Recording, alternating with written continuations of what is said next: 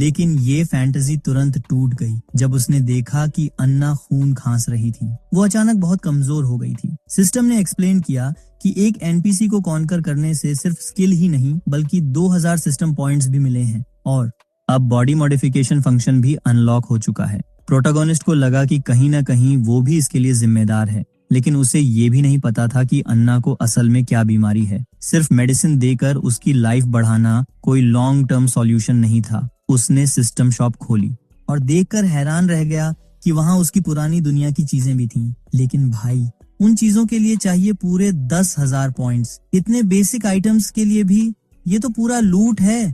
वो सोचने लगा, सिस्टम शॉप ऐसा कैसे हो सकता है जबकि यहाँ एक बेहोश लड़की साइड में तड़प रही है। तभी उसकी नजर एक खूबसूरत ड्रेस पर पड़ी और उसने सोच लिया ये अन्ना पर बहुत अच्छी लगेगी। उसने बिना सोचे वो ड्रेस खरीद ली और उसे पहनाने के लिए उठा लिया। अन्ना ने वो ड्रेस पहन ली और प्रोटोगोनिस्ट ने तुरंत अपना चेहरा दूसरी तरफ घुमा लिया। नहीं, देख नहीं सकता। असल में ड्रैगन के नीचे वाले हिस्से में बार्ब्स होते हैं और ये सोचकर ही उसे अजीब लग रहा था। लेकिन कपड़ों पर ध्यान देने से पहले उसने डिसाइड किया कि पहले अन्ना की बीमारी का इलाज करना जरूरी है। उसने सिस्टम से कहा, बॉडी मॉडिफिकेशन फंक्शन खोलो। सिस्टम ने दिखाया, external modifications, reinforced teeth 400 points, iron scales 400 points और general appearance modification 10,000 points. Internal modifications, blood vessels, heart, muscles, facial features, internal organs वगैरह। प्रोटोगोनिस्ट ने सोचा मेडिकल ट्रीटमेंट से जुड़ा कुछ हो ताकि अन्ना की हेल्थ चेक कर सकूं। उसे एक यूनिक ऑप्शन दिखा, आई मॉडिफिकेशन विद बेसिक इनसाइट, मतलब बेसिक लेवल पर बीमारियां और कंडीशंस डिटेक्ट करने की पावर। उसने तुरंत वो एक्सचेंज कर लिया। सिस्टम बोला, मॉडिफिकेशन अभी शुरू होगा, थोड़ी डिस्कम्फर्ट होगी लेकिन पैनिक मत करना। मॉडिफिकेशन शुरू होते ही ये क्या जलन है? वो आंखें खुजलाने लगा। लेकिन अब उसकी नजर अन्ना के टेढ़े टखने और छोटे छोटे घावों तक देख सकती थी।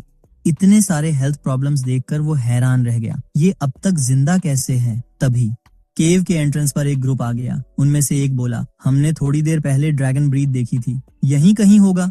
ये थे ब्लैक मर्सिनरीज।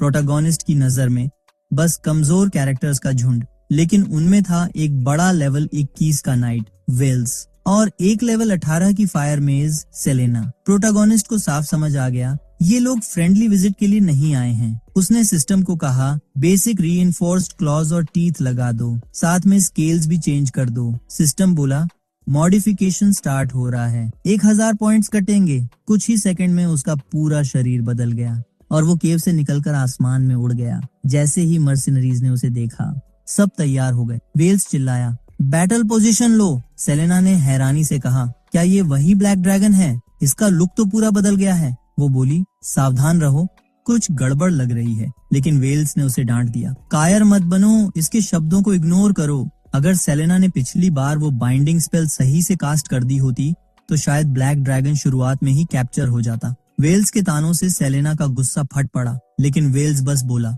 आंखें उस ड्रैगन पर रखो, वो वेस्ट की तरफ उड़ रहा है, उसके पीछे चलो। सेलेना हैरान, ये जंगल के अंदर आउटर एज की तरफ क्यों जा रहा है? क्या इसका ट्रेजर उधर है या ये हमें गलत दिशा में ले जा रहा है? इधर प्रोटोगोनिस्ट सबको इग्नोर करता हुआ उड़ता रहा, फिर अचानक टर्न लेकर सीधा मर्सिनरीज पर चार्ज मार दिया। हर एक को गिराने के साथ उसके सिस्टम पॉइंट्स बढ़ते जा रहे थे। वेल्स गुस्से में तलवार लेकर आगे बढ़ा, आज तेरा काम तमाम। लेकिन चाक, तलवार का वार ड्रैगन पर, एक खरोंच भी नहीं।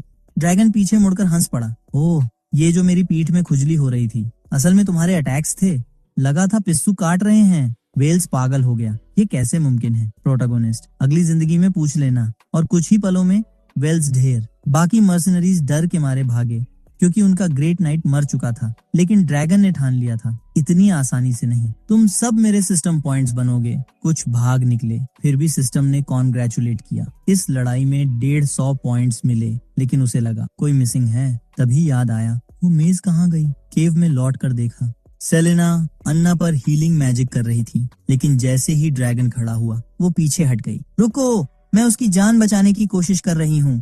डर के बावजूद उसने स्पेल कास्ट किया ताकि ड्रैगन पास न आ सके, लेकिन जल्दी ही थक कर चूर हो गई। प्रोटोगोनिस्ट समझ ही नहीं पाया, ये मुझे दूर क्यों रख रही है? उधर ड्रैगन स्पेल के असर से वहीं जकड़ा खड़ा था।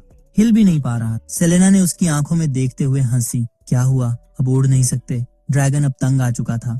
एक ही वार में स्पेल तोड़ा, पंजे से सेलेना को जमीन पर गिरा दिया और उसका मैजिक इस्तेमाल रोक दिया। ड्रैगन गुर्राते हुए, किसने भेजा तुम्हें? लेकिन तभी उसे एहसास हुआ, रुको, मैं तो इंसानी भाषा बोल ही नहीं पा रहा। सिस्टम से पूछा, वोकल कॉर्ड मॉडिफिकेशन के लिए कितने पॉइंट्स लगेंगे? System 300 points. उसके पास थे सिर्फ 280 पॉइंट्स। सिस्टम ने एक और ऑफर दिया, लोन सर्विस, लेकिन 50% ब्याज। ड्रैगन, ये लोन नहीं, ये तो लूट है। सिस्टम, हम सिस्टम लॉ के खिलाफ कुछ नहीं कर सकते। आखिरकार मजबूरी में उसने लोन ले लिया। Vocal cord modification successful. अब उसे 330 पॉइंट्स चुकाने थे। ड्रैगन, अब बोल, किसने भेजा तुम्हें? सेलेना हैरान, तुम बोल सकते हो? ड्रैगन, सीधा जवाब दो, पेशेंस कम है मेरे पास। सेलेना ने सच्चाई उगल दी, हम मर्सिनरीज हैं। किंग ए नमलास ने ब्लैक ड्रैगन को हंट करने के लिए भेजा है ताकि प्रिंस को नरिश किया जा सके। ड्रैगन, नरिश मतलब? सेलेना, अफवाह है। प्रिंस एलियस को बाल उगाने में प्रॉब्लम है और सिर्फ ड्रैगन का दिल और प्राइवेट पार्ट्स खाने से ही इलाज होगा। ड्रैगन, क्या बकवास सुन रहा हूँ मैं? कट्टू, किंग ई नमलास अपने महल में गुस्से में, अब तक ड्रैगन मिला नहीं, तुम लोग किसी काम के हो भी? नाइट, मास्टर मैसन ने कहा है वो ड्रैगन बन चुका है, लेवल 8 की ताकत पा चुका है। बस ट्रैकिंग मैजिक में बहुत मटेरियल और एनर्जी लग रही है। किंग, लेकिन हमने तो उसे 3000 गोल्ड पहले ही दे दिए। नाइट, मैसन कह रहा है और 500 गोल्ड दो, नहीं तो कुछ नहीं मिलेगा। किंग अनमलास का चेहरा देखो, जैसे गोल्ड का एटीएम बना दिया हो किसी ने। मीनवाइल केव के अंदर ड्रैगन ने मैड सेलिना को पकड़ के रखा था, लेकिन दिमाग पूरा सिस्टम मेन्यू में घुसा हुआ था।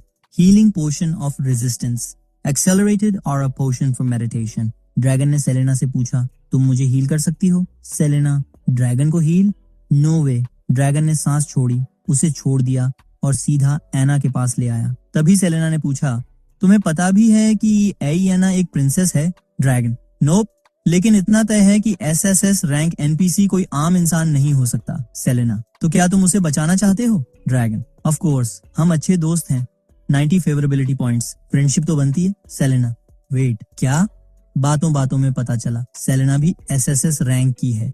ड्रैगन को थोड़ी राहत, अच्छा हुआ पहले इस पर पॉइंट्स वेस्ट नहीं किए। ड्रैगन ने पूछा, एना कैसी है? सेलेना, हालत खराब है, रिकवरी पोशन भी फेल है। क्लीन जगह, प्रॉपर मेडिसिन, फूड और एक स्किल्ड प्रीस्ट चाहिए। ड्रैगन, प्रीस्ट क्यों? सेलेना, क्योंकि मैं फुल टाइम हीलर मेज नहीं हूँ। इसी बीच एना जाग जाती है, बस करो लड़ना, मैं ऑलरेडी थैंकफुल हूँ। ड्रैगन को राहत मिली, लेकिन महसूस हुआ एना बहुत इमोशनली अनस्टेबल है, उसे कंफर्ट चाहिए। वो आगे बढ़ा और सेलेना ने वार्निंग दी, सिर्फ इसीलिए कि एना ने कहा वो ठीक है, इसका मतलब ये नहीं कि तुम उसे खा सकते हो। ड्रैगन ने इग्नोर किया, भारी चेन्स तोड़ी और कहा, ये जगह सेफ नहीं है, हमें नया शेल्टर ढूंढना होगा। एना ने अग्री किया और ड्रैगन को प्लस और 10 फेवरेबिलिटी पॉइंट्स मिले, टोटल 100। सिस्टम ने ताली बजाते हुए अनाउंस किया, पहली बार 100 favourability points, bonus 1000 system points unlock. तीनों नए ठिकाने पर पहुंचे। ड्रैगन ने मीट रोस्ट करना शुरू किया। खुशबू इतनी किलर थी कि दोनों लड़कियों के मुंह में पानी आ गया। जब सब लोग अपना रोस्टेड मीट मजे से खा रहे थे, तभी ब्लैक ड्रैगन ने अचानक खाना रोक दिया। उसकी नजर दूर खड़े एक ग्रुप ऑफ डेमी बीस्ट्स पर पड़ी, जो उसे बड़े ही क्यूरियस तरीके से देख रहे थे। उसने सोचा, ये लोग फाइट करने वाले हैं या फिर सेल्फी लेने आए हैं। लेकिन अगला सीन तो एकदम अनएक्सपेक्टेड था। एक डेमी बीस्ट आगे आया, उसके बड़े बड़े स्केल्स को छुआ और हैरान होकर बोला, OMG, ये तो सचमुच का ड्रैगन है। उसका नाम था पॉरिकुरी, लेवल 7 का आदमी, लेकिन कुत्ते का सिर। और बिना किसी वार्निंग के वो घुटनों के बल बैठ गया। मेरे लॉर्ड, मैं और मेरा ब्रोकन फैंग ट्राइब आज से आपके लॉयल सर्वेंट्स। ड्रैगन ने भौं उठाते हुए सोचा, मैं खुद वीक हूँ, तुम लोग मेरे सर्वेंट बन के क्या कर लोगे? तुमसे ट्रू एलाई भी नहीं बन पाएंगे। पॉरिकुरी बस हंसा और बोला, हाँ, हम स्ट्रॉन्ग नहीं हैं, पर हम आपके लिए ड्रैगन का लेयर, माइंस और स्केल्स तक अरेंज कर देंगे, प्लस आपके खजाने का एक लेजेंडरी फ्यूचर प्लान भी बना देंगे। ड्रैगन ने कंफ्यूज होकर सोचा, ये लोग मुझे ड्रैगन का CEO बना रहे हैं क्या? लेकिन अभी उसे सिर्फ एक बड़ी, सूखी और कंफर्टेबल केव चाहिए थी। उसने कहा, ठीक है, अगर तुम लोग सिर्फ बकवास नहीं कर रहे तो केव अरेंज करो। पॉरिकुरी ने तुरंत सिर झुकाया, as you wish my lord. पूरा ग्रुप एक जगह गया जहां छोटे छोटे हाउसेस क्लस्टर में बने थे। यही था ब्रोकन फैंग ट्राइब का होम। ड्रैगन को सिस्टम से नोटिफिकेशन आई, +5 favourability points from Anna, +5 from Selena. उसने सोचा, वाह, पॉइंट्स का फ्री रेंज चल रहा है। उस दिन ब्लैक ड्रैगन ने डिसाइड किया कि ट्राइब की लॉयल्टी एक्सेप्ट करेगा। उसने ऐलान किया, अब तुम मेरी प्रोटेक्शन में हो, मैं तुम्हें सेफ्टी और स्टेबिलिटी दूंगा। पूरी ट्राइब में खुशी के नारे गूंज उठे। ड्रैगन ने कैजुअली पूछा, पॉरिकुरी, क्या तुम मेरा फैमिलियर बनोगे? क्लियर। पॉरिकुरी की आंखें इमोशनल हो गईं। ये तो मेरा लाइफ टाइम ड्रीम था। ड्रैगन ने आह भरी। थोड़ा कॉम्प्लिकेटेड रिचुअल है, लेकिन लॉयल्टी लॉक करने के लिए जरूरी। उसने अपने ब्लड से पॉरिकुरी का माथा छुआ और एक ग्लोइंग स्टोन उसके बॉडी पर नजर आया। अब वो ऑफिशियली उसका सर्वेंट था। ड्रैगन ने पूछा, तुम्हारे बाकी ट्राइब मेंबर्स का क्या? उसने देखा कि ग्रुप में काफी सारे कोबाल्ट्स भी हैं। उन्होंने कहा, हमारे मास्टर्स डिसाइड करेंगे। पॉरिकुरी ने बताया, कुछ टाइम पहले हमारे कोबाल्ट ट्राइब पर एटर कैप्स ने अटैक किया। वो एक होर्ड ऑफ डेमोनिक स्पाइडर्स लेकर आए। उन्होंने हमारा पूरा टेरिटरी ले लिया और अब हमारी पुरानी माइंड पर उनका कब्जा है। ड्रैगन ने मन में बोला, परफेक्ट, अब इस गेम में स्पाइडर्स भी आ गए। क्वेस्ट का नेक्स्ट लेवल अनलॉक हो गया। पॉरिकुरी ने बताया कि उनकी ट्राइब का एक हिस्सा एटर कैप्स के अटैक से बचकर इस करंट केव में आ बसा था। ये सुनकर ड्रैगन थॉडा हैरान हो गया। माइन का मतलब था पैसा, और पैसा मतलब वो कुछ रिकवरी पोशंस खरीद सकता था ताकि अन्ना की बीमारी थोड़ी टाइम के लिए कंट्रोल में रहे। और हाँ, गोल्ड के बिस्तर पर सोने का सपना भी पूरा हो सकता था। उसने पॉरिकुरी से पूछा, तुम्हारी ट्राइब के पास किस तरह की माइन थी और कितने एटर कैप्स थे? पॉरिकुरी ने बताया, वो सिल्वर माइन थी। वहाँ 5 एटर कैप्स थे और ये नेचर से ही बहुत क्रूर होते हैं। इन्हें ब्रेन मैटर चूसने का खास शौक होता है। इनके मुंह में फ्लूट जैसा माउथ पीस भी होता है, जिससे ये अपनी स्पाइडर्स को कंट्रोल करते हैं। और स्पाइडर्स तो गिनने लायक नहीं, अनगिनत। ड्रैगन ने सिस्टम से पूछा, इन एटर कैप्स का स्टेटस पैनल है क्या? सिस्टम बोला, नो इन्फॉर्मेशन अवेलेबल, लेकिन हाँ, वो एक बुक खरीद सकता है। प्रॉब्लम? वो फटी पुरानी सी बुक 900 पॉइंट्स की थी। ड्रैगन का गुस्सा फट गया। ये तो सीधा लूट है। उसने तो रिफंड मांगने का भी सोच लिया। इतने में अन्ना ने कंफ्यूज होकर पूछा, क्या हुआ? लेकिन ड्रैगन खुद नहीं समझ पा रहा था कि इसे कैसे समझाए। तभी वैगी ने बुक लेकर पढ़नी शुरू कर दी। बुक के हिसाब से एटर कैप्स का अपर बॉडी स्ट्रॉन्ग और सीधा होता है, आंखें कंपाउंड टाइप की और जहरीले नुकीले दांत। ये लेवल 28 के मॉन्स्टर्स होते हैं और हर एक का अपना लेवल 3 होता है। ये स्पाइडर्स को कंट्रोल करने वाले क्रिएचर्स हैं, आग से डरते हैं और इनके शेल्स में अच्छी खासी डिफेंस प्रॉपर्टी होती है, लेकिन एसिड और पानी के अटैक के आगे कमजोर हैं। ड्रैगन को लगा कि सिर्फ इन्हें देखकर ही उसका होश उड़ रहा है। ऊपर से उसका ड्रैगन एसिड ब्रीथ इन पर लिमिटेड असर ही कर पाता। अगर क्लोज कॉम्बैट में घुसा तो स्पाइडर्स की पूरी आर्मी उसे घेर लेगी। उसने सोचा, अगर मैं अपने ड्रैगन ब्रीथ को मॉडिफाई कर पाऊं तो शायद चांस बन जाए। अब सवाल था, सिस्टम पॉइंट्स कैसे इकट्ठा करे? उसने चेक किया तो पता चला कि वो नई एबिलिटीज खरीद सकता है, लेकिन ड्रैगन ब्रीथ को अलग अलग तरह से मॉडिफाई करने के लिए चाहिए पूरे 1000 पॉइंट्स। तो उसने पॉरिकुरी से पूछा, यहाँ पास में कोई ह्यूमन बैंडिट कैंप है या फिर ब्लैक बीस्ट मर्सिनरीज जैसा कुछ? पॉरिकुरी ने कहा, हाँ, पास में 2 बैंडिट ग्रुप्स हैं, लेकिन वो सिर्फ ब्लड लाइन मर्सिनरीज हैं। ब्लैक बीस्ट मर्सिनरीज का नाम नहीं सुना। ड्रैगन ने ऑर्डर दिया, आधे कोबाल्ट सोल्जर्स इकट्ठा करो। हम सबसे नजदीकी बैंडिट ग्रुप पर अटैक करेंगे, क्योंकि हॉस्टाइल फोर्सेस ज्यादा सिस्टम पॉइंट्स देती थीं और बैंडिट ग्रुप्स एक जगह कॉन्सेंट्रेटेड होते हैं, फैले हुए नहीं। यानी ये तो पॉइंट्स फार्म करने की परफेक्ट जगह है। ड्रैगन ने दोनों लड़कियों को कहा कि वो लोग कोबाल्ट विलेज में ही रहें, क्योंकि वहाँ ज्यादा सेफ्टी है। उसने सेलेना को वार्न किया, किसी भी हालत में भागने की कोशिश मत करना। फिर वो सिल्वर मून फॉरेस्ट की तरफ निकल पड़ा, बैंडिट कैंप की ओर। उधर बैंडिट कैंप में 3 बड़े वैगन्स गांव में दाखिल हुए। जैसे ही उनका चीफ वापस आया, इंसान वाले खुशियों में चिल्ला रहे थे, कॉन्क्वेस्ट सक्सेस।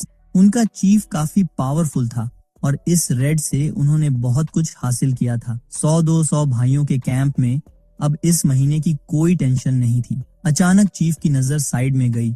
कुछ लोग एक भारी चेस्ट उठा रहे थे और बोले, ये हमारे चीफ के लिए गिफ्ट है। तभी एक आदमी